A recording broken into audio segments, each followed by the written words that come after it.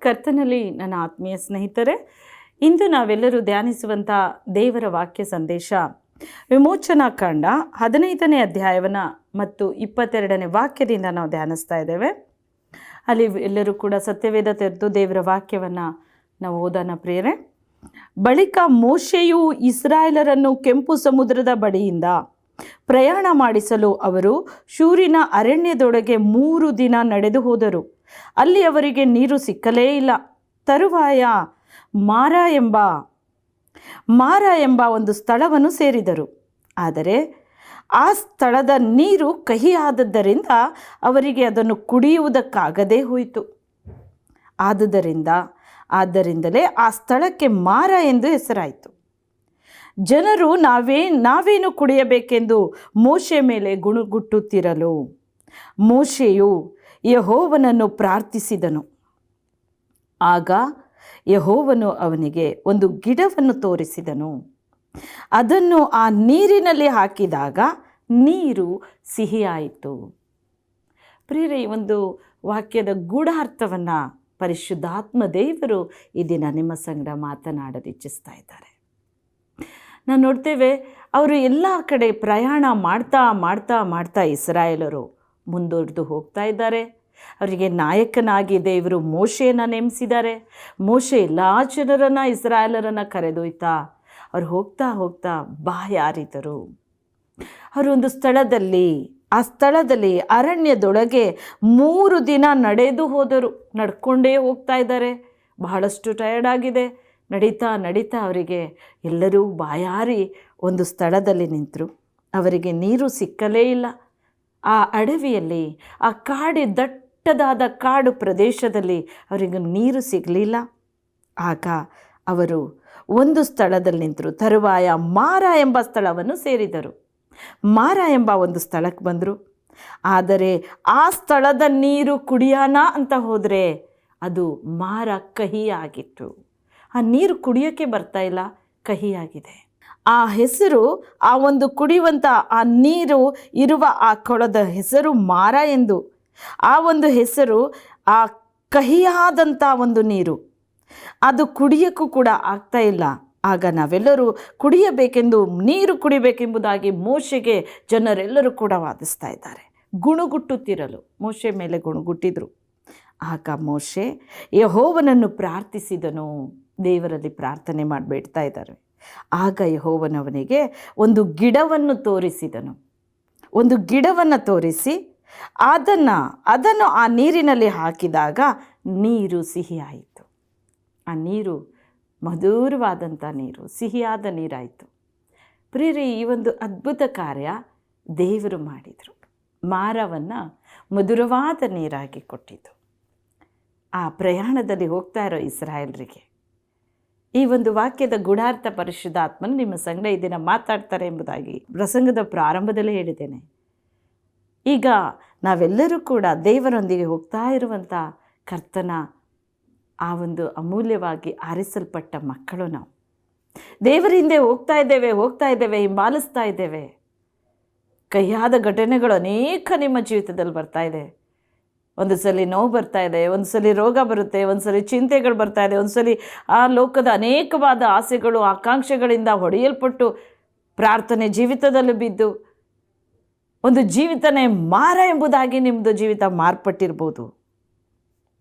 ಯಾವುದಕ್ಕೂ ಬೇಡ, ಕಹಿಯಾಗಿದೆ ನನ್ನ ಜೀವಿತ, ಬಹಳಷ್ಟು ಕಹಿಯಾಗಿದೆ. ಯಾರಿಗೆ ಹೇಳಲಿ? ಅನೇಕ ಸಂಕಷ್ಟಗಳು ನನ್ನ ಜೀವಿತದಲ್ಲಿ, ಶುಭವೇ ಇಲ್ಲ, ಸಂತೋಷ ಇಲ್ಲ, ಸೌಖ್ಯ ಇಲ್ಲ, ವೇದನೆ ತುಂಬಿದೆ. ಒಂದು ಕಹಿಯಾದ ನೀರು ಕುಡಿಯೋಕ್ಕೆ ಆಗ್ತಾ ಇಲ್ಲ. ಈ ಜೀವಿತ ಬೇಡ ಅನಿಸುತ್ತಾ ಇರುವಂಥ ಸಂದರ್ಭಗಳು ನೀವು ಅನೇಕ ಹಾದು ಹೋಗ್ತಾ ಇದ್ದೀರಿ. ಅದನ್ನು ಪರಿಶುದ್ಧಾತ್ಮ ದೇವರು ನೋಡ್ತಾ ಇದ್ದಾರೆ. ಇವತ್ತು ನಿಮ್ಮ ಜೀವಿತ ಮಾರವಾಗಿ ಕಹಿಯಾಗಿ ಇರ್ಬೋದು. ನೋವಿನ ಜೀವಿತದಲ್ಲಿದ್ದೀರಾ, ವ್ಯಾಧಿಗ್ರಸ್ತರಾಗಿ ಬಿದ್ದುಕೊಂಡಿದ್ದೀರಾ, ಅನೇಕ ವೇದನೆ ನಿಮ್ಮಲ್ಲಿ ತುಂಬಿಕೊಂಡಿದೆಯಾ.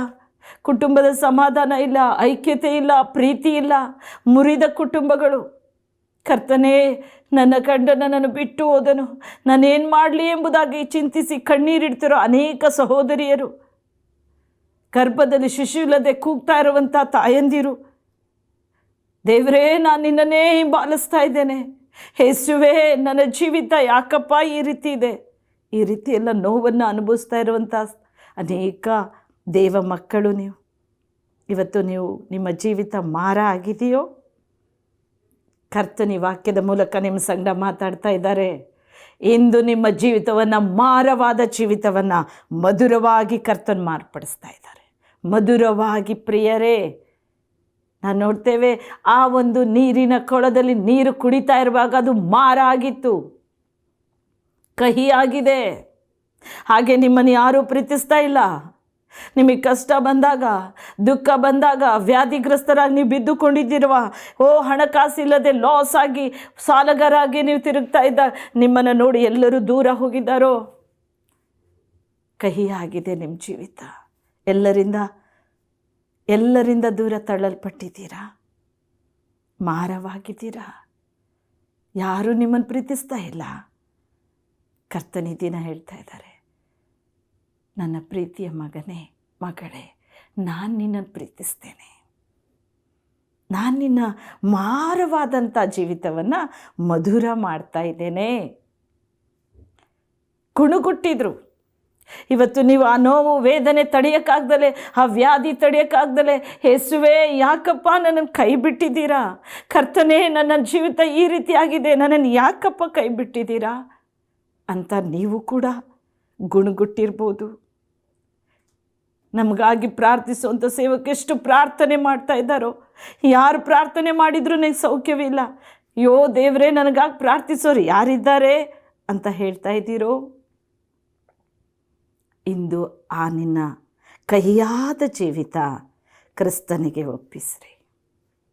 ದೇವರ ಕೈಲಿ ಕೊಡ್ರಿ, ಕರ್ತನ ಕೈಲಿ ಒಪ್ಪಿಸ್ರಿ ಪ್ರಿಯರೇ. 2002ನೇ ಇಸ್ವಿಲಿ ನನ್ನ ತಾಯಿ ಎಲ್ಲರಿಂದ ದೂರ ತಳ್ಳಲ್ಪಟ್ಟಂತೆ ತಾಯಿ, ನಾನು ನನ್ನ ತಾಯಿ ಇಬ್ಬರು ಅದೇ ವ್ಯಾಧಿಗ್ರಸ್ತ ತಾಯಿಯಾಗಿರುವಂಥ ನನ್ನ ತಾಯಿಯ ಶರೀರವನ್ನು ಹೊತ್ತು ಅನೇಕ ವೈದ್ಯರ ಬಳಿಯಾಗಿ ಹೋಗಿ ನಾವು ಬೇಡಿಕೊಂಡಿದ್ದೇವೆ. ನನ್ನ ತಾಯಿ ಉಳಿದ್ರೆ ಸಾಕು, ಅವರು ಜೀವಂತವಾಗಿದ್ದರೆ ಸಾಕು. ತಂದೆ ಕಳೆದುಕೊಂಡಿದ್ದೇವೆ, ತಾಯಿಯನ್ನು ಕಳ್ಕೊಳ್ಳೋಕೆ ಅಪೇಕ್ಷೆ ಇಲ್ಲ. ನನ್ನ ತಾಯಿ ಜೀವಿಸಬೇಕು. ಯಾರಾದರೂ ಈ ಕಷ್ಟವನ್ನು ಹೊತ್ಕೊಳ್ಳೋರಿದ್ದಾರಾ? ಅನೇಕ ವೈದ್ಯರ ಬಳಿ ಹೋದು, ಅನೇಕರ ಬಳಿ ಬೇಡಿಕೊಂಡು ಕಣ್ಣೀರಿಟ್ಟಿದ್ದೇವೆ. ನಮ್ಮಲ್ಲಿರೋದೇನೆಲ್ಲ ಅವ್ರಿಗೆ ಕೊಟ್ಟಿದ್ದೇವೆ. ಆದರೆ ಯಾವ ವೈದ್ಯರು ನನ್ನ ತಾಯಿಯನ್ನು ಗುಣಪಡಿಸಲೇ ಇಲ್ಲ. ಕಡೆಯದಾಗಿ ಪ್ರಿಯರೇ, ನನ್ನ ತಾಯಿಯನ್ನು ಮುಟ್ಟಿದ್ದು ಒಂದೇ ಒಂದು ಹಸ್ತ, ಅದು ಯೇಸುವಿನ ಹಸ್ತ. ಕರ್ತನಾದ ಯೇಸು ಸ್ವಾಮಿ ನನ್ನ ತಾಯಿಯನ್ನು ಅಪ್ಪಿಕೊಂಡ್ರು. ಏಸಪ್ಪ ನನ್ನ ತಾಯಿಯನ್ನು ಮುಟ್ಟಿದ್ರು. ಯೇಸು ಸ್ವಾಮಿ ನನ್ನ ತಾಯಿಯನ್ನು ಆತನ ಬಾಸುಂಡೆಯಿಂದ ಗುಣ ಮಾಡಿದರು. ನನ್ನ ದೇವರು ಎಲ್ಲ ವ್ಯಾಧಿ ಹೀಗೆ ಹೊತ್ತು ತೀರಿಸಿದರು. ನನ್ನ ತಾಯಿಯ ಶರೀರದ ಮೇಲಿರೋ ಎಲ್ಲ ರೋಗ ಬಾಧೆ ಸಂಪೂರ್ಣವಾಗಿ ಬಿಟ್ಟೋಯ್ತು. ಅವರು ಆರೋಗ್ಯದಿಂದ ತುಂಬಲ್ಪಟ್ಟರು. ನಮಗಾಗಿ ಘನ ಸೇವಕರಾದ DGS ದಿನಕರನ್ ಪ್ರಾರ್ಥನೆ ಮಾಡಿದರು. ಆ ಪ್ರಿಯ ತಂದೆ ಪ್ರಾರ್ಥಿಸುವಾಗ ದೇವರು ನನ್ನ ತಾಯಿಯ ಜೀವಿತವನ್ನು ಸ್ಪರ್ಶಿಸಿದರು. ಅವರ ಶರೀರವನ್ನು ಮುಟ್ಟಿದರು. ಅವರಿಗಿರುವ ವ್ಯಾಧಿ ಎಲ್ಲ ಬಿಡುಗಡೆ ಆಯಿತು. ಅವರ ಜೀವಿತ ಬದಲಾಯಿತು. ಅವರ ಶಾರೀರಿಕವಾದ ಬಲಹೀನತೆ ಬಿಟ್ಟೋಯ್ತು, ವ್ಯಾಧಿ ಬಿಟ್ಟೋಯ್ತು. ಅವರು ಎದ್ದು ಹಾಸಿಗೆ ಮೇಲಿಂದ ಅವರ ಆರೋಗ್ಯದಿಂದ ಕುಣಿದಾಡಿದರು. ಕರ್ತನಾದ ಯೇಸು ಸ್ವಾಮಿನ ತಂದೆಯನ್ನು ನಾವು ಕೊಂಡಾಡಿದರು. ನಮಗಾಗಿ ಪ್ರಾರ್ಥಿಸಿದ ಆ ಪ್ರಿಯ ತಂದೆಯನ್ನು ನಾವು ಮಹಿಮೆ ಪಡಿಸಿ ಆ ದೇವರ ಹೆಸರಿನವರಿಗೆ ಕೃತಜ್ಞರಾದರು. ನನ್ನ ಸ್ನೇಹಿತರೆ, ಅದೇ ಒಂದು ಸ್ಥಿತಿಗತಿಯಲ್ಲಿ ಇವತ್ತು ನೀವಿದ್ದೀರಾ? ನಿಮ್ಮ ಜೀವಿತ ಮಾರ ಆಗಿದೆಯಾ? ವ್ಯಾಧಿಯಿಂದ ತುಂಬಲ್ಪಟ್ಟು ಎಲ್ಲರಿಂದ ಕೈ ಬಿಡಲ್ಪಟ್ಟಿದ್ದೀರಾ? ಸಾಲಗಾರರಾಗಿ ಕೈ ಬಿಡಲ್ಪಟ್ಟಿದ್ದೀರಾ? ವೇದನೆ ನಿಮ್ಮನ್ನು ಬಾಧಿಸ್ತಾ ಇದೆಯಾ? ಕುಟುಂಬ ಮುರಿದೋಗಿದೆಯಾ? ಸಂತೋಷ ಇಲ್ಲ? ಐಕ್ಯತೆ ಇಲ್ಲ, ಪ್ರೀತಿ ಇಲ್ಲ. ಎಲ್ಲೆಲ್ಲೂ ನೋವು, ನರಳಾಟಗಳು ನಿಮ್ಮ ಕುಟುಂಬದಲ್ಲಿ ಅದೇ ನೋಡ್ತಾ ಇದ್ದೀರೋ ಕಣ್ಣೀರಿನಿಂದ. ನಮ್ಮನ್ನು ಕಾಪಾಡೋರು ಯಾರಿದ್ದಾರೆ, ನಮಗಾಗಿ ಪ್ರಾರ್ಥಿಸೋರು ಯಾರಿದ್ದಾರೆ ಅಂತ ಹೇಳ್ತಾ ಇದ್ದೀರೋ? ಧೈರ್ಯವಾಗಿ ಪ್ರಿಯರೇ, ಧೈರ್ಯವಾಗಿರಿ. ಯೇಸು ಸ್ವಾಮಿ ನಿಮ್ಮನ್ನು ಗುಣಪಡಿಸುವಾತನು. ಕರ್ತನ ದಿನ ನಮಗಿದ್ದಾರೆ. ನಮಗಾಗಿ ಜಜ್ಜಲ್ಪಟ್ಟ ಪರಮ ತಂದೆ, ನಮಗಾಗಿ ಜೀವದಿಂದ ಮರಣವನ್ನು ಜಯಿಸಿ ಎದ್ದು ಬಂದ ಮೃತ್ಯುಂಜಯನಾದ ಯೇಸು ಸ್ವಾಮಿ ನಮಗಿದ್ದಾರೆ. Is a living god. ಜೀವಿಸ್ತಾ ಇದ್ದಾರೆ. ಕರೆದೊಡನೆ ಬಂದು ಅದ್ಭುತ ಮಾಡೋ ದೇವರು, ಬಿಡುಗಡೆ ಕೊಡೋ ನಾಯಕ, ಅದ್ಭುತ ಮಾಡೋ ದೇವನು. ಆತನ ಹೆಸರು ನಾವು ನೋಡ್ತೇವೆ, ಅದ್ಭುತ ಸ್ವರೂಪನು, ಆಲೋಚನಾಕರ್ತನು, ಪರಾಕ್ರಮವುಳ್ಳ ದೇವರು, ನಿತ್ಯನಾದ ತಂದೆ, ಸಮಾಧಾನ ಪ್ರಭು. ಈ ಎಲ್ಲ ಅದ್ಭುತಗಳು ಈ ದಿನ ನಿಮ್ಮ ಜೀವಿತದಲ್ಲಿ ನಡೆಯುತ್ತೆ. ಅದ್ಭುತ ಸ್ವರೂಪನು ಅದ್ಭುತ ಮಾಡ್ತಾ ಇದ್ದಾರೆ. ಈಗ ಪರಾಕ್ರಮವುಳ್ಳ ದೇವರು, ನಿನ್ನ ಶತ್ರು, ನಿನ್ನ ವಿರೋಧವಾಗಿ ಹೋರಾಡ್ತಾ ಇರುವ ಎಲ್ಲ ಪಿಚಾಚಿಯ ಕಾರ್ಯಗಳನ್ನು ಮುರಿದು ಹಾಕ್ತಾರೆ ಕರ್ತನಿವತ್ತು. ಆತನು ಸೈತಾನನ ತಲೆಯನ್ನು ಜಜ್ಜಿದ ದೇವರು. ಕರ್ತನಿರ್ತಾರೆ, ಪಿಚಾಚಿಯನ್ನು ನಿನ್ನ ಕಾಲು ಕೆಳಗೆ ಹಾಕಿ ತುಳಿಸ್ತೇನೆ ನಾನು. ದೇವರ ಮಗು ನೀನು, ನಿತ್ಯನಾದ ತಂದೆ, ಯಾವಾಗಲೂ ನಿಮ್ಮ ಜೊತೆಯಲ್ಲಿ, ನಮ್ಮ ಜೊತೆಯಲ್ಲೇ ಇರುವ ಆತನು. ಆತ ಸಮಾಧಾನ ಪ್ರಭು. ನಿಮ್ಮ ಮನೆಯಲ್ಲಿ ಸಮಾಧಾನ ಇಲ್ಲ, ನಿಮ್ಮ ಹೃದಯದಲ್ಲಿ ಸಮಾಧಾನ ಇಲ್ಲ, ಕಳವಳ ಇದೆ, ಗಲಿಬಿಲಿ ಇದೆ. ಇವತ್ತು ಕರ್ತ ನಿಮ್ಮ ಕುಟುಂಬದ ಸಮಾಧಾನ ತುಂಬುತ್ತಾ ಇದ್ದಾರೆ. ನಿಮ್ಮ ಹೃದಯದಲ್ಲಿ ಸಮಾಧಾನ ಪ್ರಭು ನೆಲೆಸ್ತಾ ಇದ್ದಾರೆ. ಮಾರ ಆಗಿರೋ ನಿಮ್ಮ ಜೀವಿತ ಇವತ್ತು ಮಧುರ ಆಗುತ್ತೆ ಪ್ರಿಯರೇ. ಕುಡಿಯಲು ಆಗದೇ ಇರುವಂತೆ ಆ ನೀರು. ಎಲ್ಲರೂ ಮೋಶೆ ಮೇಲೆ ಗುಣಗುಟ್ಟಿದ್ರು. ಮೋಶೆ, ಅದೆಂಥ ದೇವರನ್ನು ಆರಾಧನೆ ಮಾಡೋಕೆ ನಮ್ಮನ್ನು ನಂಬಿಸಿ ನಮ್ಮನ್ನು ಕರ್ಕೊಂಬರ್ತಾ ಇದ್ದಿ. ಮೋಶೆ, ನಮಗೆ ಈ ಒಂದು ನೀರು ಕುಡಿಯೋಕ್ಕಾಗ್ತಿಲ್ವೇ? ಇದು ಕಹಿ ಆಗಿದೆ, ನಮ್ಮ ದಾಹ ತೀರಿಸ್ತಾ ಇಲ್ಲ, ನಮಗೆ ತೃಪ್ತಿ ಇಲ್ಲ, ನಮಗೆ ಸಂತೋಷ ಇಲ್ಲ, ಇದು ಬಾಯಾರಿಕೆ ಇಲ್ಲ, ಬಾಯಾರಿಕೆ ಹೋಗುವುದಕ್ಕೆ ಈ ನೀರು ಸಾಧ್ಯ ಆಗ್ತಿಲ್ಲ, ಕಹಿ ಆಗಿದೆ. ಹೌದು ನನ್ನ ಸ್ನೇಹಿತರೆ, ಇವತ್ತು ದೇವರಿಂದ ಬರೋ ನೀವು ಗುಣಗುಡ್ತಾ ಇದ್ದೀರೋ? ಕರ್ತನೇ, ನೀನು ನನ್ನನ್ನು ಕರೆದೆ, ಯಾಕಪ್ಪ ಇಷ್ಟು ಕಷ್ಟಪಡ್ತಾ ಇದ್ದೇನೆ? ನನ್ನ ಜೀವ ಎಲ್ಲ, ನಮ್ಮ ಜೀವಿತ ಎಲ್ಲ ಕಷ್ಟದಲ್ಲೇ, ಚಿಂತೆಯಲ್ಲೇ, ದುಃಖದಲ್ಲೇ ಇದೆಯಲ್ಲ ಸ್ವಾಮಿ. ಇದು ಯಾವಾಗಪ್ಪ ನನ್ನಿಂದ ಬಿಡುಗಡೆ ಹೇಳ್ತಾ ಇದ್ದೀರೋ? ಮೋಶೆ ಎದ್ದು ಪ್ರಾರ್ಥಿಸ್ತಾನೆ. ಇವತ್ತು ನಾನು ನಿಮಗೋಸ್ಕರ ಪ್ರಾರ್ಥಿಸ್ತಾ ಇದ್ದೇನೆ. ನಿಮ್ಮ ಮಾರ ಎಂಬ ಜೀವಿತ ಕರ್ತನಿಗೆ ಕೊಡ್ರಿ. ಕಹಿಯಾದ ಜೀವಿತನೇ ದೇವ್ರಿಗೆ ಬೇಕು. ಲೂಕ 19:10 ವಾಕ್ಯ ದೇವರು ಹೇಳಿದರು, ಮನುಷ್ಯ ಕುಮಾರನು ಕೆಟ್ಟು ಹೋಗಿರೋದನ್ನು ಹುಡುಕಿ ರಕ್ಷಿಸುವುದಕ್ಕೆ ಬಂದವನು. ನಮ್ಮ ಕರ್ತನಾದ ಯೇಸು ಸ್ವಾಮಿ ಒಳ್ಳೆಯವರು ಬೇಕು ನನಗೆ ಅಂತ ಬರಲಿಲ್ಲ, ನನಗೆ ಬಹಳ ಚೆನ್ನಾಗಿರೋರು ಬೇಕು ಅಂತ ಬರಲಿಲ್ಲ. ಏಸಪ್ಪ ಬಂದಿದ್ದು ಏನಕ್ಕೆ ಗೊತ್ತಾ ಪ್ರಿಯರೇ? ಕೆಟ್ಟು ಹೋಗಿರೋದನ್ನು ಹುಡುಕಿ ರಕ್ಷಿಸುವುದಕ್ಕೆ. ಪಾಪಿಗಳು ಬೇಕು ನನಗೆ, ರೋಗಿಗಳು ಬೇಕು, ಕಷ್ಟದಲ್ಲಿರೋರು ಬೇಕು, ದುಃಖದಲ್ಲಿರೋರು, ಅನೀತಿವಂತರು, ಪಾಪಿಷ್ಟರು, ಅವರೇ ನನಗೆ ಬೇಕು. ಕಳ್ಳರು ಬೇಕು, ಮೋಸಗಾರರು, ಅವರನ್ನೇ ನಾನು ಸರಿಪಡಿಸಕ್ಕೆ ಬಂದವನು. ಯೇಸು ಸ್ವಾಮಿಯ ಕರಗಳ ನಿಮ್ಮ ಜೀವಿತ ಒಪ್ಪಿಸ್ರಿ. ನಿಮ್ಮನ್ನು ನೀವು ದೇವರಿಗೆ ಒಪ್ಪಿಸ್ರಿ. ಇವತ್ತು ದೇವರು ನಿಮ್ಮ ಜೀವಿತವನ್ನು ಅದ್ಭುತವಾಗಿ ಬದಲು ಮಾಡ್ತಾರೆ. ಇವತ್ತು ಬದಲಾವಣೆ, ಮಾರ ಮಧುರವಾಗಿ ಮಾರ್ಪಡ್ತಾ ಇದೆ, ಮಧುರವಾಗಿ ಮಾರ್ಪಡ್ತಾ ಇದೆ. ಹೇಗೆ ಮಾರ್ಪಡ್ತೋದು? ವಾಕ್ಯದಲ್ಲಿ ನೋಡೋಣ.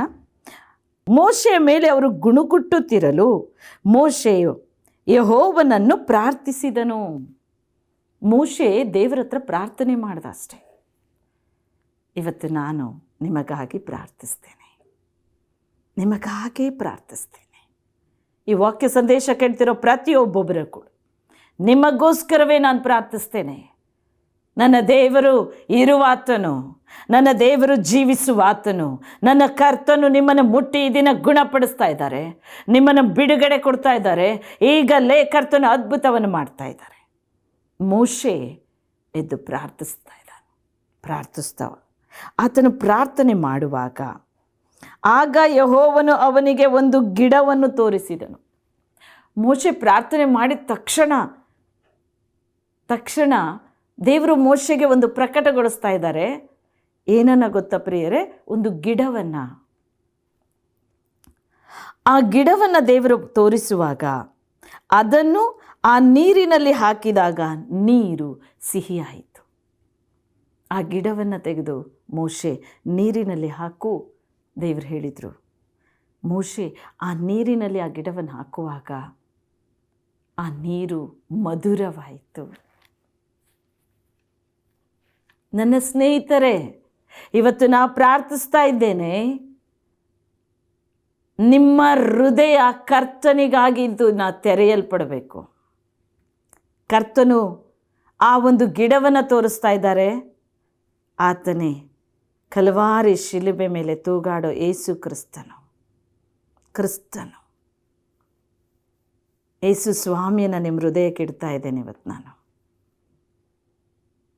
ಯೇಸು ಸ್ವಾಮಿನ ನಿಮ್ಮ ಹೃದಯಕ್ಕೆ ಕಳಿಸ್ತಾ ಇದ್ದೇನೆ. ಯೇಸು ಸ್ವಾಮಿ ನಿಮ್ಮ ಮನೆಗೆ ಬರ್ತಾ ಇದ್ದಾರೆ ಇವತ್ತು. ಆ ಗಿಡ ಕರ್ತನಾದ ಯೇಸು ಸ್ವಾಮಿ. ಆತನು ಆ ಗಿಡ ನೀರಿನಲ್ಲಿ ಬೀಳುವಾಗ ಆ ನೀರು ಸಿಹಿಯಾಯಿತು. ದೇವರನ್ನು ಹೃದಯ ಕೊಟ್ಟು ಪ್ರೀತಿ ಮಾಡಿರಿ. ಅದಕ್ಕೆ ಈ ವಾಕ್ಯದಲ್ಲಿ ಕರ್ತನ ಹೇಳಿದ್ರು, ನಿನ್ನ ಕರ್ತನಾದ ದೇವರನ್ನು ಪೂರ್ಣ ಹೃದಯದಿಂದ, ಪೂರ್ಣ ಬುದ್ಧಿಯಿಂದ, ಪೂರ್ಣ ಶಕ್ತಿಯಿಂದ ನೀನು ಪ್ರೀತಿಸಬೇಕು, ಪ್ರಾರ್ಥಿಸಬೇಕು. ನಾವೇನು ಮಾಡ್ತೇವೆ? ಅದ್ಭುತ ಬೇಕು, ಯಾರಾದರೂ ನನಗಾಗಿ ಪ್ರಾರ್ಥನೆ ಮಾಡಿ ಬಿಡುಗಡೆ ಕೊಡ್ತಾರಾ ಅಂತ ಕಾಯ್ತಾ ಇರ್ತೇವೆ. ಅಲ್ಲ, ನಿನ್ನ ಪೂರ್ಣ ಹೃದಯ ದೇವರು ಕೇಳ್ತಾ ಇರೋದು. ನಿನ್ನ ಹೃದಯ ದೇವರಿಗೆ ಸಮರ್ಪಣೆ ಮಾಡು. ನಿನ್ನ ಹೃದಯದಲ್ಲಿ ಏಸಪ್ಪ ಬರಬೇಕು. 2002ನೇ ಇಸ್ವಿಲಿ ನನ್ನ ಮನೆಗೆ ಕರ್ತನ್ ಬಂದರು. ಲೂಕನ ಬರೆದ ಶುಭವಾರ್ತೆ 19ನೇ ಅಧ್ಯಾಯದಲ್ಲಿ 10ನೇ ಆ ಒಂದು ವಾಕ್ಯದಿಂದ 10ನೇ ವಾಕ್ಯದವರೆಗೆ ನೋಡ್ತೇವೆ. ಅಲ್ಲಿ ಜಕ್ಕಾಯನ ಮನೆಗೆ ಯೇಸು ಸ್ವಾಮಿ ಬಂದರು. ಅವನ ಹೃದಯ ಕೊಟ್ಟ, ದೇವರನ್ನ ಮನೆಗೆ ಕರ್ಕೊಂಡೋದ. ಆ ದಿನ ಅವನ ಮನೆಯಲ್ಲಿ ಕರ್ತನನ್ನು ಅವನನ್ನು ಸಂಪೂರ್ಣ ಹೃದಯದಿಂದ ಕರ್ಕೊಂಡೋದ್ಮೇಲೆ ಅಲ್ಲಿ ಕರ್ತನೇ, ಪಾಪಿಯಾದ ನನ್ನ ಕರುಣಿಸು, ನಾನು ಪಾಪಿ ಆಗಿದ್ದೇನೆ. ಜಕ್ಕಾಯ ಒಪ್ಪಿಕೊಂಡ, ಎಲ್ಲವನ್ನ ಬಿಟ್ಟು ಬಿಡ್ತೇನೆ, ಎಲ್ಲವನ್ನ ವಾಪಸ್ ಮಾಡ್ತೇನೆ. ಆಗ ಯೇಸು ಸ್ವಾಮಿಗೆ ಹೇಳಿದರು ಆ ಮನೆ ನೋಡಿ, ಈ ಹೊತ್ತು ಈ ಮನೆಗೆ ರಕ್ಷಣೆ ಆಯಿತು. ಇವತ್ತು ಈ ದಿನ ಈ ಮನೆಗೆ ರಕ್ಷಣೆ ಆಯಿತು. ನನ್ನ ಸ್ನೇಹಿತರೆ, ಇವತ್ತು ನಿಮ್ಮ ಮನೆಗೆ ರಕ್ಷಣೆ. ನಿಮ್ಮ ಮಾರ ಎಂಬ ಬದುಕು ಮಧುರ ಆಗುತ್ತೆ ಅಂದರೆ ಯೇಸು ಸ್ವಾಮಿಗೆ ಆ ಸ್ಥಳ ಬಿಟ್ಕೊಡ್ಬೇಕು. ಆ ಒಂದು ಗಿಡ ಕರ್ತನಾದ ಯೇಸು ಸ್ವಾಮಿ, ಕಲ್ವಾರಿ ಶಿಲುಬೆ. ದೇವ್ರು ಹೇಳ್ತಾರೆ, ನಿನ್ನ ಶಿಲುಬೆ ನೀನು ಹೊತ್ಕೊಂಡು ಹೋಗು, ಹಿಂತಿರುಗಿ ನೋಡಬೇಡ. ದೇವರು ನಿನಗೆ ದೊಡ್ಡದಾದ ಅದ್ಭುತ ಕಾರ್ಯ ಮಾಡ್ತಾರೆ. ಮತ್ತು ಯೋಹಾನ 14:6ನೇ ವಾಕ್ಯದಂತೆ, ನಾನು ಸತ್ಯ, ನಾನು ಜೀವ, ನಾನು ಮಾರ್ಗ, ನನ್ನ ಮೂಲಕವಾಗಿ ಹೊರತು ತಂದೆ ಬಳಿ ಯಾರು ಬರಲ್ಲ. ಅಂದರೆ ಕರ್ತನ ಬಳಿಯಲ್ಲಿ ನಾವೆಲ್ಲರೂ ಸೇರುವವರು. ಆತನ ಬಳಿಯಲ್ಲಿ ಪ್ರಿಯರೇ, ಆತನ ಹತ್ರ ನಾವು ಹೋಗಬೇಕಂದ್ರೆ ಯೇಸು ಮಾರ್ಗ, ಜೀಸಸ್. ಆತನೇ ಸತ್ಯ, ಆತನೇ ಜೀವ, ಆತನೇ ಮಾರ್ಗ. ಇವತ್ತು ಆತನಿಗೆ ಹೃದಯ ಕೊಡಿ. ಈ ಲೋಕದಲ್ಲೂ ಮಧುರವಾಗಿ ನಿಮ್ಮ ಜೀವಿತ ಆಗಬೇಕು, ಸಂತೋಷದ ಜೀವಿತ ಬರಬೇಕು ಅಂದರೆ ಹೃದಯ ಅರ್ಧಂಬರ್ಧ ಅಲ್ಲ. ಜಕ್ಕಾಯನಂತೆ ಮನೆಗೆ ಕರ್ಕೊಂಡು ಸಂತೋಷಪಟ್ಟ ಅವನ ಕುಟುಂಬ ಎಲ್ಲ ಆ ದಿನ ರಕ್ಷಣೆ ಬಂತು. ಅವನ ಪಾಪನ ಒಪ್ಪಿಕೊಂಡ, ಬಿಟ್ಟ. ಇವತ್ತು ನಿಮ್ಮ ಪಾಪವನ್ನು ಒಪ್ಪಿಕೊಂಡು ಆ ಕಹಿಯಾದದನ್ನು ದೇವರಿಗೆ ಸಮರ್ಪಿಸಿ ಆ ಪಾಪವನ್ನು ತೊಳೆಯುವುದಕ್ಕೆ ಯೇಸು ಸ್ವಾಮಿ ತನ್ನ ಅಮೂಲ್ಯವಾದ ರಕ್ತವನ್ನು ಸುರಿಸಿದ್ದಾರೆ. 1 ಯೋಹಾನ 1:7ನೇ ವಾಕ್ಯದಂತೆ ಆತನ ಮಗನಾದ ಯೇಸುವಿನ ರಕ್ತ ನಮ್ಮ ಪಾಪ ತೊಳೆದಿರೋದು. ನಿಮ್ಮ ಕಹಿಯಾದ ಎಲ್ಲ ಪಾಪ, ಆ ಕಠಿಣವಾದ ಪಾಪ ನಿನ್ನ ಪಾಪ ಕಡು ಕೆಂಪಾಗಿರಲಿ, ಅದನ್ನು ನಾನು ತೊಳೆದು ಹಿಮದಂತೆ ಬಿಡುಪು ಮಾಡ್ತೇನೆ ಅಂದರು ದೇವರು. ಕಡು ಕೆಂಪಾಗಿರಲಿ, ಎಷ್ಟೇ ತಪ್ಪು ಮಾಡಿದೆಯೋ ದೇವರಿಗೆ ಒಪ್ಪಿಸ್ಕೊ. ಆ ಕಹಿಯಾದ ಜೀವಿತ ದೇವರಿಗೆ ಒಪ್ಪಿಸು. ಆ ಹೃದಯ ಕರ್ತನಿಗೆ ಸಮರ್ಪಿಸು. ಈಗಲೇ ನಿನ್ನ ಹೃದಯದಲ್ಲಿ ಏಸಪ್ಪ ಬರ್ತಾ ಇದ್ದಾರೆ. ಆತ ನಿನ್ನ ಜೀವಿತವನ್ನು ಸಿಹಿಯಾಗಿ ಮಾಡ್ತಾರೆ. ಮಾರವನ್ನು ಮಧುರವಾಗಿ ಮಾರ್ಪಡಿಸ್ತಾ ಇದ್ದಾರೆ. ಪಾಪದ ನಿಮಿತ್ತ ನೀವು ಗೋಳಾಡ್ತಾ ಇರ್ಬೋದು. ರೋಗಿಗಳಾಗಿ, ಚಿಂತಿತರಾಗಿ, ದುಃಖಕ್ಕೀಡಾಗಿ, ಅನೇಕ ವೇದನೆಯಿಂದ ತಿವಿಸಿಕೊಂಡು, ಅನೇಕ ನೋವುಗಳನ್ನು, ಬಾಧೆಯನ್ನು ಹೊತ್ತುಕೊಂಡು ಹೋಗ್ತಾ ಇದ್ದೀರೋ. 2002ನೇ ಇಸ್ವಿಲಿ ನಾನು ನನ್ನ ತಾಯಿ ದೇವರ ಕೈಯಲ್ಲಿ ನಮ್ಮ ಜೀವಿತನ ಒಪ್ಪಿಸಿಕೊಂಡು ಅವತ್ತೇ ಏಸಪ್ಪ ನಮ್ಮ ಮನೆಗೆ ಬಂದರು, ನಮ್ಮ ಹೃದಯಕ್ಕೆ ಬಂದರು. ಈ ದಿನ ಕರ್ತನ್ ತನ್ನ ದಾಸಿಯಾಗಿ ನನ್ನನ್ನು ಉಪಯೋಗಿಸಿದರು. ಮಾರ ಮಧುರವಾಗಿ ಕರ್ತನ್ ಮಾಡ್ತಾ ಇದ್ದಾರೆ, ಮಧುರವಾಗಿ ಮಾರ್ಪಡಿಸಿದರು. ನಿಮ್ಮ ಜೀವಿತ ಹಾಗೇ ಮಾಡ್ತಾರೆ. ನೀವು ಸಿಹಿ ಆಗ್ತೀರಿ. ಪ್ರಾರ್ಥನೆಯಲ್ಲಿ ಬೇಡ್ಕೊಳ್ಳೋಣ. ಕರ್ತನು ನಿಮ್ಮನ್ನು ಈ ದಿನ ಆಶೀರ್ವದಿಸಿ ನಿಮ್ಮ ಕಹಿಯಾದ ಜೀವಿತವನ್ನು ಸಿಹಿಯಾಗಿ ಮಧುರವಾಗಿ ಮಾರ್ಪಡಿಸ್ತಾ ಇದ್ದಾರೆ. ಬೇಡಿಕೊಳ್ಳೋಣ ಪ್ರಿಯರೇ. ಪ್ರೀತಿಯುಳ್ಳ ತಂದೆ, ಈ ಕೊಟ್ಟ ಈ ವೇದ ವಾಕ್ಯಕ್ಕಾಗಿ ನಿನ್ನನ್ನು ಸ್ತೋತ್ರಿಸ್ತೇನಪ್ಪ. ತಂದೆಯೇ, ಅವರ ಜೀವಿತ ನಶಿಸಿ ಹೋಗೋ ಮಾರ್ಗದಲ್ಲಿದೆ, ಅಳಿದು ಹೋಗೋ ಮಾರ್ಗದಲ್ಲಿದೆ ಸ್ವಾಮಿ. ಬಿದ್ದು ಹೋಗಿದ್ದಾರೆ ಸ್ವಾಮಿ. ಅನೇಕ ವೇದನೆಗಳು, ಚಿಂತೆಗಳು, ದುಃಖಗಳು, ವ್ಯಾಧಿಗಳು ಅಪ್ಪ, ಕುಟುಂಬ ಸಮಾಧಾನ ಇಲ್ಲದೆ, ಶಾಂತಿ ಇಲ್ಲದೆ, ಬಿರುಕಿನಿಂದ ತಂದೆಯೇ ಯಾರ ಬಳಿ ಹೋಗಲಿ ಎಂಬುದಾಗಿ ಅಂಗಲಾಚ್ತಾ ಇದ್ದಾರೆ ಸ್ವಾಮಿ. ನಾನು ಅವರಿಗಾಗಿ ಪ್ರಾರ್ಥಿಸ್ತಾ ಇದ್ದೇನೆ ಕರ್ತನೇ. ಪರಿಶುದ್ಧಾತ್ಮ ದೇವರೇ, ಈಗಲೇ ಅವರ ಮೇಲೆ ನಿನ್ನ ಅಗ್ನಿ ಇಳಿಯಲಿ ರಾಜ. ನಿನ್ನ ಸ್ಪರ್ಶ ಉಂಟಾಗಲಿ ಕರ್ತನೆ. ಅವರ ಮಾರವಾಗಿರುವಂಥ ಜೀವಿತ, ಏಕಾಂತದಲ್ಲಿರೋ ಜೀವಿತ, ಎಲ್ಲರಿಂದ ಕೈ ಬಿಡಲ್ಪಟ್ಟಂಥ ಜೀವಿತ, ವ್ಯಾಧಿಯಿಂದ ಬಿದ್ದು ಹೋದಂತಹ ಶರೀರ, ಇಂದು ನಿನ್ನ ಸ್ಪರ್ಶ ಸಾಕು ಸ್ವಾಮಿ. ನಿನ್ನೊಂದೇ ಒಂದು ಸ್ಪರ್ಶ ಸಾಕು ತಂದೆ. ಅವರು ಮೇಲೆ ಕೇಳುವರಪ್ಪ. ಅವರಿಗಾಗಿ ನಾನು ಮೊರೆ ಇಡ್ತಾ ಇದ್ದೇನಪ್ಪ. ನನ್ನೊಂದಿಗೆ ಸೇರಿ ಪ್ರಾರ್ಥಿಸ್ತಾ ಇರೋ ಪ್ರಿಯ ಮಕ್ಕಳನ್ನು ನೋಡು ಕರ್ತನೆ. ಅವರ ಕುಟುಂಬ ಮುರಿದು ಹೋಗಿದೆ ತಂದೆ, ಅವರ ಮನಸ್ಸು ಮುರಿದು ಹೋಗಿದೆ ಏಸಯ್ಯ. ಕಟ್ಟು ಸ್ವಾಮಿ, ವಾಸಿ ಮಾಡು ತಂದೆ. ಹೃದಯದಲ್ಲಿ ಪ್ರವೇಶಿಸು, ಅವರ ಕುಟುಂಬದಲ್ಲಿ ಪ್ರವೇಶಿಸು. ಎಂದು ಅವರು ಮಾರ್ಪಡಲಿ ದೇವನೇ. ಒಂದು ಪರಿಶುದ್ಧ ಜೀವಿತಕ್ಕೆ ಬರಲಿ ಅಪ್ಪ. ಆಶೀರ್ವಾದ ಜೀವಿತ ಬರಲಿ ದೇವನೇ. ಸಕಲ ಆಶೀರ್ವಾದ ಅವ್ರ ಮೇಲೆ ಇಡ್ತೇನೆ ಏಸಯ್ಯ. ತಂದೆಯವರ ಎಲ್ಲ ನೋವು ವ್ಯಾಧಿಗಳು ನೀನೇ ಬಾಸುಂಡಿಯಾಗಿ ಹೊತ್ತು ತೀರಿಸಿದ್ದೀರಾ. ಈಗಲೇ ಅವರನ್ನು ಸ್ಪರ್ಶಿಸು ತಂದೆ. Touch lord, heal master. ಗುಣಪಡಿಸು ಅಯ್ಯ ಅಪ್ಪ. ಅವರ ವ್ಯಾಧಿ ನೀಗಲೇ ಯೇಸುವಿನ ನಾಮದಲ್ಲಿ. ಕರ್ತ, ನೀನು ವಾಗ್ದಾನ ಮಾಡಿದ್ದಿ, ನಂಬಿಕೆಯಿಂದ ಮಾಡಿದ ಪ್ರಾರ್ಥನೆ ರೋಗಿಯನ್ನು ರಕ್ಷಿಸುವುದು, ಕರ್ತನವನನ್ನು ಎಬ್ಬಿಸುವನೆಂಬುದಾಗಿ ಎಲ್ಲ ವ್ಯಾಧಿಗ್ರಸ್ತರ ಮೇಲೆ ನಿನ್ನ ಹಸ್ತ ಇಡು ಯೇಸಯ್ಯ. Lord, you touch lord, heal master. ಅವರನ್ನು ಗುಣಪಡಿಸು ತಂದೆ, ಗುಣಪಡಿಸು ಕರ್ತನೆ. ಎಲ್ಲ ವ್ಯಾಧಿ ನೀಗಲೇ ಯೇಸುವಿನ ನಾಮದಲ್ಲಿ. ನಿನ್ನ ಬಾಸುಂಡೆಯಿಂದ ಅವರು ಸ್ವಸ್ಥವಾಗಲಿ, ಸ್ವಸ್ಥವಾಗಲಿ. ಮಾರವಾಗಿರೋರ ಜೀವಿತ, ಸಾಲದಲ್ಲಿ ಸಂಕಷ್ಟದಲ್ಲಿ ಬಿದ್ದು ನಶಿಸಿ ಹೋಗುವಂಥ ಅವರ ಜೀವಿತ ಇಂದು ಉನ್ನತಿಗೆ ಬರಲಿ. ಇಂದು ಸ್ವಾಮಿ ಅಭಿವೃದ್ಧಿ ಆಶೀರ್ವಾದ ಅವರ ಮೇಲೆ ಇಳಿಯಲಿ, ಅವರ ಕುಟುಂಬದ ಮೇಲೆ ಇಳಿಯಲಿ, ಮಕ್ಕಳ ಮೇಲೆ ಇಳಿಯಲಿ ರಾಜ. ಅವರ ಕೆಲಸ ಕಾರ್ಯಗಳಲ್ಲಿ ಭಾಳ ಪ್ರಯಾಸ ಪಡ್ತಾ ಇದ್ದಾರೋ ತಂದೆ. ಅವರ ಕಾರ್ಯಗಳು ಏನೂ ಇಲ್ಲದೆ, ಕೆಲಸ ಇಲ್ಲದೆ ಪರಿತಪಿಸ್ತಾ ಇದ್ದಾರೋ ದೇವಾ, ಉತ್ತಮವಾದ ಕೆಲಸದ ಮಾರ್ಗ ತೆರೆಯಲಿ ಯೇಸುವಿನ ನಾಮದಲ್ಲಿ. ಅದ್ಭುತ ಮಾಡುತ್ತಾ ಇರೋದು ಸ್ತೋತ್ರ ಪರಿಶುದ್ಧಾತ್ಮನೇ. ತಂದೆ, ನಾನು ನಿನ್ನಲ್ಲಿ ಮೊರೆ ಇಟ್ಟಿದ್ದೇನಪ್ಪ, ನಾನು ನಿನ್ನಲ್ಲಿ ಬೇಡ್ತಾ ಇದ್ದೇನೆ ಸ್ವಾಮಿ.